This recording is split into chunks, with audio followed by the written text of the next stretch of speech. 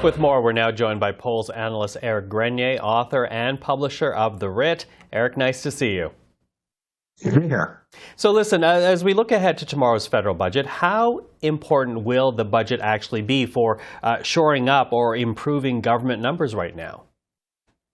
Well, I think the first thing is recognize that while the budget is a huge story here in Ottawa, it's not always a big story for all of Canadians. And so getting Canadians to really pay attention to individual measures in a budget can be very, very difficult. The Liberals have tested before trying to see how much recognition there was of some of their individual measures and have found very low numbers. So it is more about the big picture when it comes to that political messaging. It is an opportunity to reset the narratives for the Liberals because they do have an issue. There was polling that was done by Abacus Data that was released today, and it found that 23% of Canadians agree that the Liberals have a plan for economic growth going forward, but 42% do not agree that the Liberals have a plan going forward. So there is a bit of an issue there where for a lot of Canadians, they do not see that this government has a long-term plan.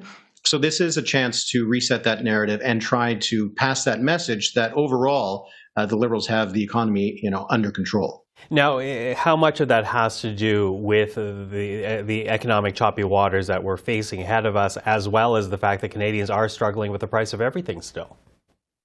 It's still a huge deal because when you look at all of the polling, it does show that cost of living, particularly related to inflation, is the top of mind concern for Canadians. So anything that looks like it is going to help Canadians meet the bottom line, balance their own books by the end of the week, by the end of the month, is going to be something that's really important. If you think about some of the issues that the Liberals have had a lot more success getting some traction on, it would be things like childcare, funding for healthcare. These are the kinds of things that might cost a lot of money, but they can impact people's lives on a day-to-day basis. So I think that is probably what the best focus for the Liberals is politically. There's been talk about whether there'll be more funding for dental care. Again, the kind of thing that people will see a direct impact on their lives. I think that is something that the Liberals probably really need because that is the biggest concern right now for Canadians. Well, it's interesting when you track the messaging around the budget that will come out tomorrow. We were initially getting the message from the Finance Minister, the Deputy Prime Minister, Chrysler Freeland, that there wasn't a lot of wiggle room economically, financially for the government.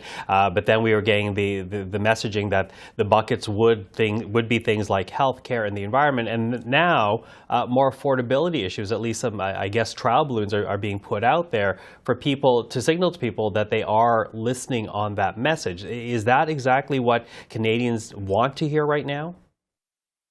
I do think that would be the case because when you see what the top issues are for Canadians, what their priorities are for the budget, Ipsos just had some numbers out this morning.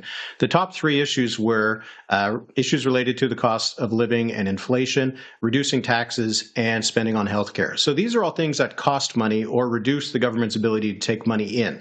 So a priority right now isn't trying to balance the budget, trying to reduce the deficit. In that same polling by Ipsos, only around 15%, 17% either wanted to see reduction in government spending or a reduction in the deficit. So for Canadians, while there is a lot of focus on whether the budget will be balanced, how big the deficit will be, I think in the end it is primarily more about what the budget is going to give individual Canadians and less so about the direction that the country's fiscal situation is heading in. While that might be a big concern and might actually be one of the more important issues, for the average Canadian, that is not really a top-of-mind thing. So obviously the budget was written a long time before tomorrow, and people have been putting their minds to this for quite some time ahead of its actual delivery in Parliament. But how much leeway does that give the Liberals then? They haven't really been focused on balancing the budget. They haven't really been giving great signals that they would stop spending. How much leeway does that give them to actually follow that direction? Is that a lot of leeway or just a little bit? Well, I think that for the Liberals right now, they are in a bit of a troubling position, right? Because the news for the last little while for them has been very poor. So if they can get something in the news right now that is more of a positive story that shows that the government is doing something for Canadians rather than being focused on foreign interference or other issues like that, then I think that is a win for them. But there are growing concerns about the cost of living and inflation, and these have not been going away, and they're probably only going to be getting worse between now and the next election. So they really need to be doing something. It has to be pretty big because a nickel and diming for Canadians, their cost of living on a daily basis is probably not going to help them out in this situation because of the lack of faith a lot of Canadians have in the Liberals' ability to handle the economy. Because in the polling that we've seen that was from Abacus data today, 40% of Canadians said that the Liberals were doing a good, excellent, or acceptable job on the economy. 40% is enough to win an election. But on the actual economy itself, the Conservatives are still polling way ahead of the Liberals, and that is going to be a big problem for them going forward. Well, we are watching it all, including the budget tomorrow, which we'll have here on CPAC. Eric, thank you for the time today. All right, thank you. That's Éric Grenier.